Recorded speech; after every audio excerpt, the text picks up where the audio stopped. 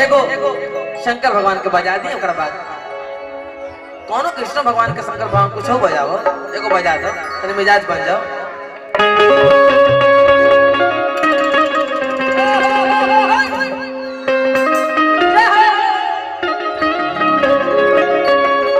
वाह बोलो जी।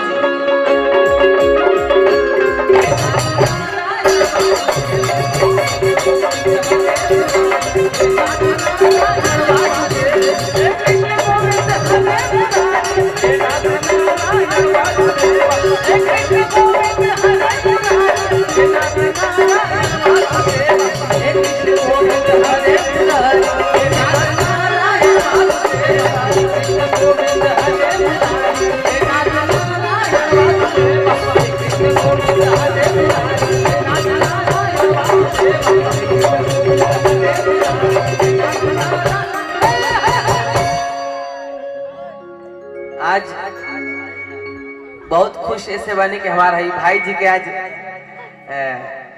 परसों छेका रहे, तो आज लड़की पूजे गए नहीं जा हमने के, तो भाइयों जी के आज माने अब शादी भी आप पारे लग जाई बेचा भाई जी को हो गए छेका। अब बिया हुई तो सबके बुलाई जाओ, एगो प्रोग्राम भव्य कार्यक्रम हुई में तमाम कलाकार हैं लोग। आइए कुमारी के भजन लेवल देख लीजिएगा भैया, मॉनिटर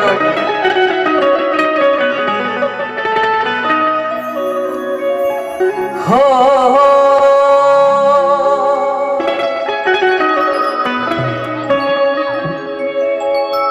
ये कौन महतारी महान जहान कहे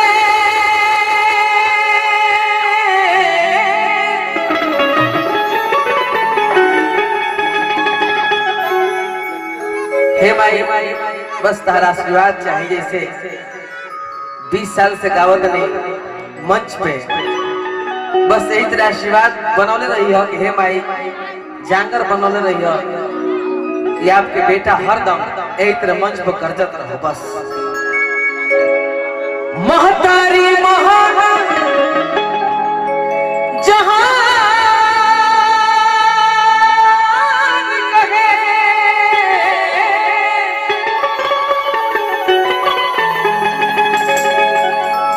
महतारी बिना दुख के हरवैया सुर तुलसीदास कबीर रटे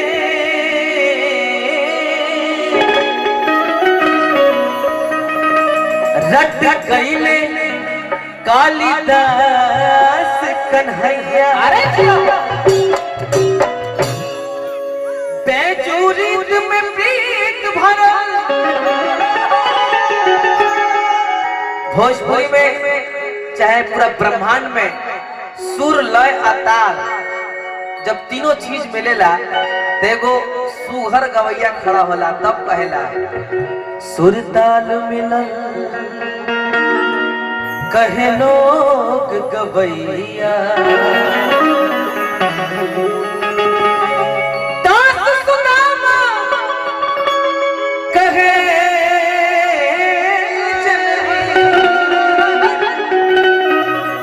तो खोज विशाल अब खोज सब भैया अब हर बीड़ा बजवैया।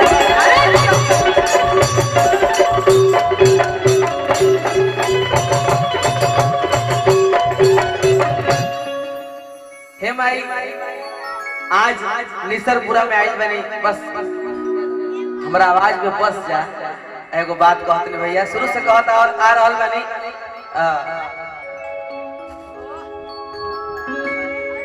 आज भी अपना माई से एगो बात कहब कि सरगम सजा दे मैया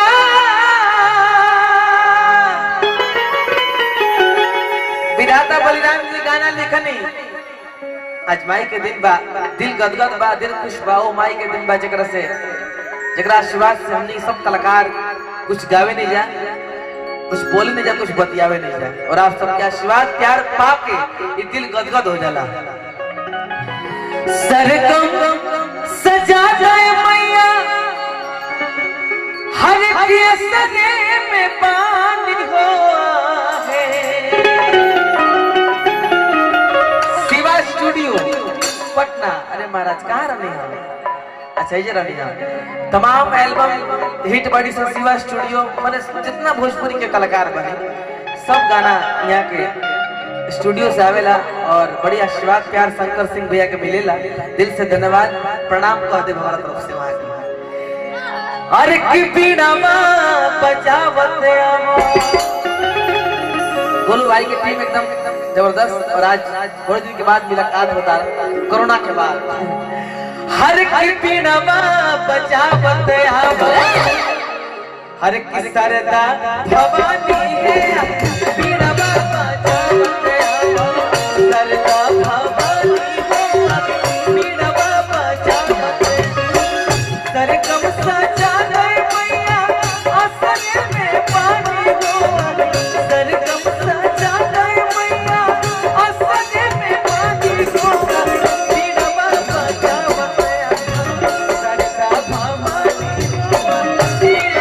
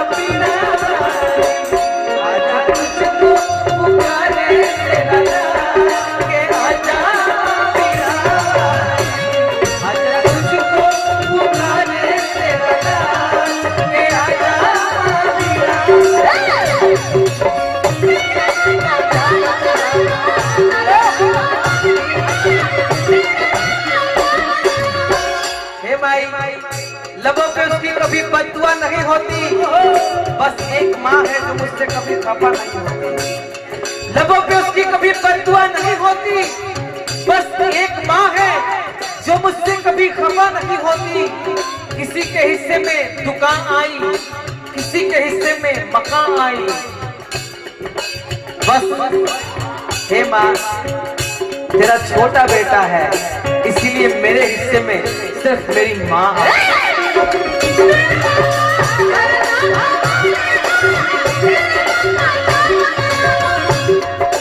हे माई अरे मुर्गी मार क्या हुआ? पानी आपके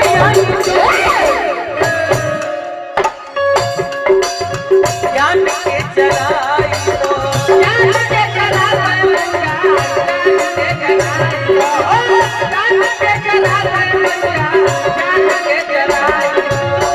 ऊँट की पीछे से घूमो है भगिया जगाई, भगिया जगाई,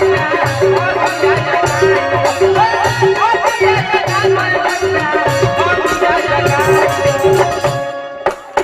पानिया के आगे छोटी ज्ञान के जलाई दो, ऊँट की पीछे से घूमो है भगिया जगाई दो, भगिया जगाई, भगिया जगाई, भगिया जगाई। गुनवा से भरी दो ए मैया,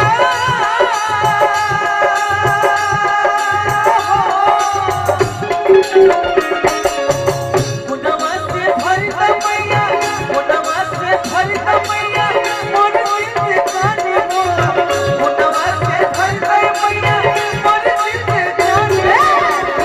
ऐसा लगा था कि माई हमके देखतिया, माने साक्षात मूर्ति सामने बा।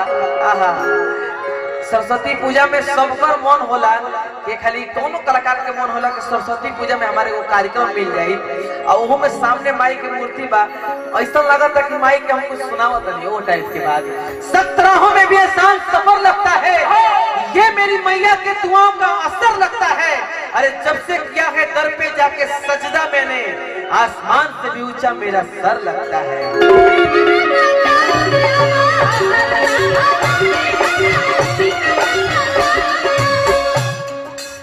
बजा दा पुरुष से फूटली, पुरुष से फूटली गिरिया हो और पहले माए, पुरुष से फूटली गिरिया हो जाना और पहले माए। अरे रे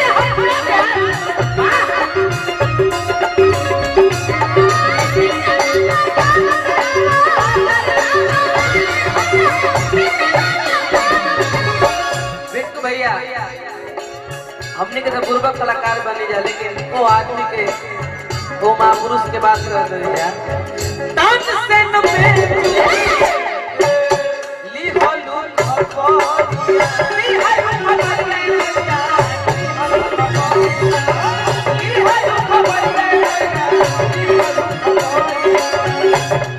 जीती भैया ए बड़ा तुम मिजाज के बोलो तारा के रूप में देख के हमारा दिल बन गया। तुलसी कालिदास